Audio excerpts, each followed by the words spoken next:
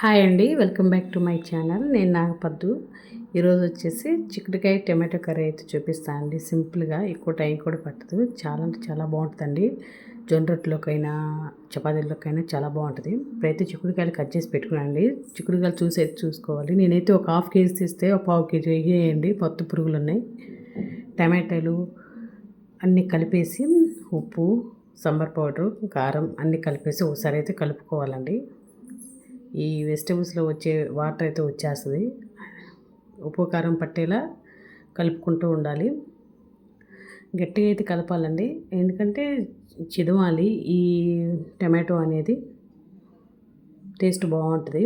ఇలా మా అమ్మ చేస్తుంటే 2-3 సార్లు అయితే చూశాను నేను. సో ఇప్పుడైతే ఒక గిన్నె తీసుకొని వేడెక్కిన తర్వాత ఆయిల్ వేసి, ఆయిల్ కూడా వేడెక్కిన తర్వాత తాలింపు గింజలు, పచ్చిమిర్చి, ఆనియన్ అన్నీ వేసి ఫ్రై చేసుకుందాం. చాలా బాగుంటుందండి. జొన్న రొట్టెలోకి అయితే ఇంకా టేస్ట్ అదిరిపోతుంది. సింపుల్గా చేసుకోవచ్చు. వంట రాని వాళ్ళు కూడా ఈజీ ప్రాసెస్ అండి ఇది. మీకు ఎలా కుదిరింది మీరు కూడా ట్రై చేసి నాతో కామెంట్స్ రూపంలో తెలియజేయండి. నేనైతే చెప్తాను మీకు. సో కలుపుకొని ఒక చిటికెడు పసుపు వేసాను. ఏవైతే కలిపి పెట్టుకున్నామో ఉపకారాలు ఇలా అయితే వేసండి. కొన్నిసార్లు ఏమంటారంటే ముందుకు చిక్కుడుకాయలు వేసుకోవచ్చు కదా, అన్నీ ఒకసారి వేస్తే ఎలా ఉడుకుతాయని డౌట్ కూడా రావచ్చు మీకు. అవసరం లేదండి. ఉప్పు కారం అన్నీ కలుపుకున్నాం కదా, సో వెంటనే ఉడికిపోతాయి. ఇవి చాలా లేతగా ఉన్నాయి చిక్కుడుకాయలు. టేస్ట్ బాగుంటుందండి. అందువల్ల ఇలా వేసాను. మా అమ్మ చేస్తుంటే అప్పుడప్పుడు.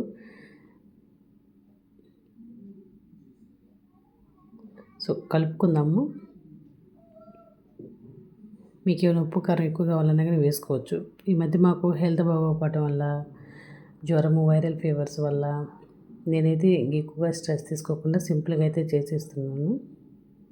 నేను చేసే వంటలే కొంచెం సింపుల్గా ఉంటాయండి. అందులోనూ కొంచెం హెల్త్ బాగాలేకపోయేసరికి నోటికి ఏం తోచట్లేదు, నోరు చప్పుగా ఉంటుందని ఈరోజు కర్రీ అయితే చేస్తున్నాను. మగ్గాయండి చిక్కుడుకాయలు కూడా. కలుపుకుందాము. ఉప్పు కారం అన్నీ సరిపోయాయి. కొంచెం వాటర్ కూడా సరిపోకపోతే వాటర్ కూడా యాడ్ చేసుకోండి. నేనైతే యాడ్ చేశాను. స్కిప్ అయింది వీడియోలో. చిక్కుడుకాయలు ఉడికాయండి. చాలా టేస్ట్గా ఉంది.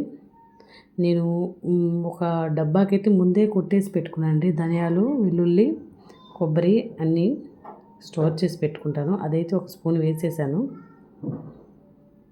ఇంకోటి హోమ్మేడ్ గరం మసాలా కూడా ఉంటుంది కదండి, ఇంకో వీడియోలో అయితే నేను చూపిస్తాను. అది కూడా యాడ్ చేశాను.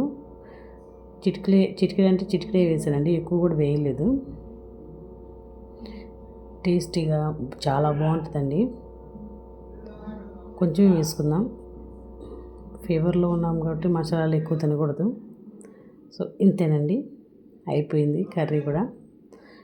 లాస్ట్లో కొంచెం కొత్తిమీరతో గార్నిష్ చేస్తే సరిపోద్ది. అంతే అండి. థ్యాంక్ యూ అండి. Thank you for watching.